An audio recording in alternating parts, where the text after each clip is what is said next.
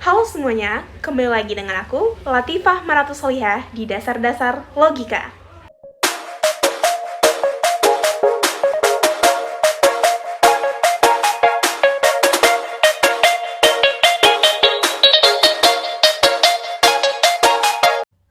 Jadi, di kesempatan kali ini, aku bakal jelasin apa sih hubungan antara proposisi, asas pemikiran, dan juga kesalahan berpikir. Namun sebelum itu, aku akan terlebih dahulu jelasin apa sih pengertian-pengertiannya. Nah, yang pertama yaitu proposisi. Proposisi adalah istilah yang digunakan untuk pernyataan yang memiliki arti penuh dan utuh.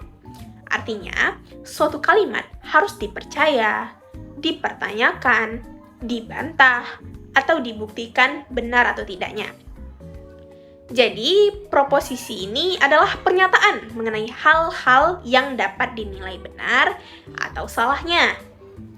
Proposisi juga dikenal sebagai kalimat instruksi yang digunakan sebagai data. Dalam bentuk kalimat preposisional, terdapat hubungan antara fakta dan subjek. Singkatnya, proposisi adalah kalimat netral karena tidak terbentuk pertanyaan, harapan, atau perintah. Misalnya begini, ada sebuah kalimat sebagai berikut. Kalau Anda sudah selesai mengerjakan tugas, silahkan pulang. Nah, apakah kalimat tersebut merupakan sebuah pernyataan? Ya, jawabannya tentu tidak, karena ini merupakan kalimat perintah. Lalu, apakah ini sebuah proposisi? Ya, tentu jawabannya juga tidak, karena hanya pernyataanlah yang dapat menjadi proposisi, yang memiliki nilai benar atau salah. Nah, contoh yang kedua ini. Ada sebuah kalimat, kerbau lebih besar daripada kambing. Apakah kalimat ini merupakan sebuah pernyataan? Jawabannya adalah ya, kalimat ini adalah sebuah pernyataan. Kemudian, apakah kalimat ini merupakan sebuah proposisi?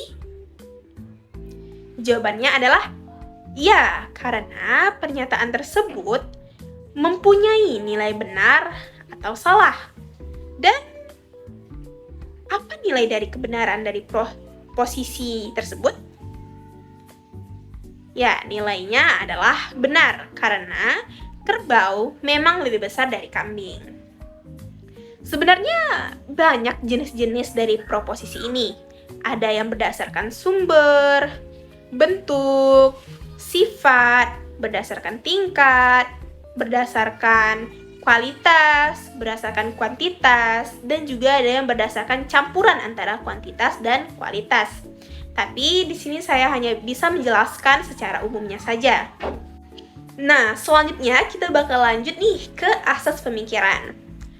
Asas dapat dimaknai sebagai sesuatu yang mendahulu atau titik pangkal dari mana sesuatu muncul dan dimengerti. Untuk itu, asas pemikiran adalah pengetahuan mengenai dari mana pengetahuan lain tergantung dan dimengerti. Asas pemikiran ini juga disebut pengetahuan yang menunjukkan bagaimana kita dapat menarik sebuah kesimpulan. Nah, asas pemikiran ini terbagi menjadi dua, yaitu ada asas primer dan asas sekunder. Asas primer adalah asas yang utama, karena asas-asas ini mendahului asas-asas lainnya. Asas ini juga tidak bergantung pada asas-asas lain.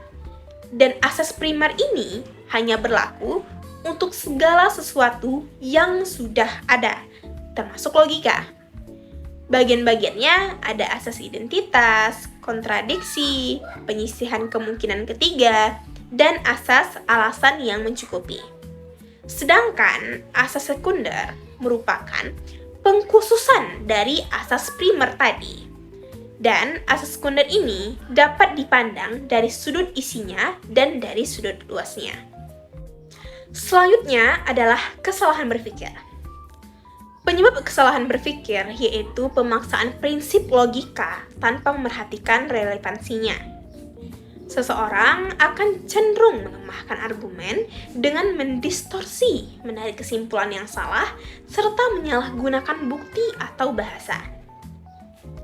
Kesalahan berpikir adalah pola penalaran yang salah atau kekeliruan dalam pemikiran logis, sehingga argumen yang disampaikan menjadi tidak valid dan tidak relevan. Sederhananya, seseorang justru mengalihkan pembicaraan dengan hal-hal tersebut untuk mengalahkan argumen orang lain. Misalnya, kekeliruan yang terjadi pada percakapan dua orang ini. Mendingan lo cuti kerja aja sehari supaya tugas kita cepat selesai. Atau hari ini lo selesaikan semua kerjaan yang harus dikerjakan besok. Jadi besok bisa ambil cuti tanpa kepikiran kerjaan.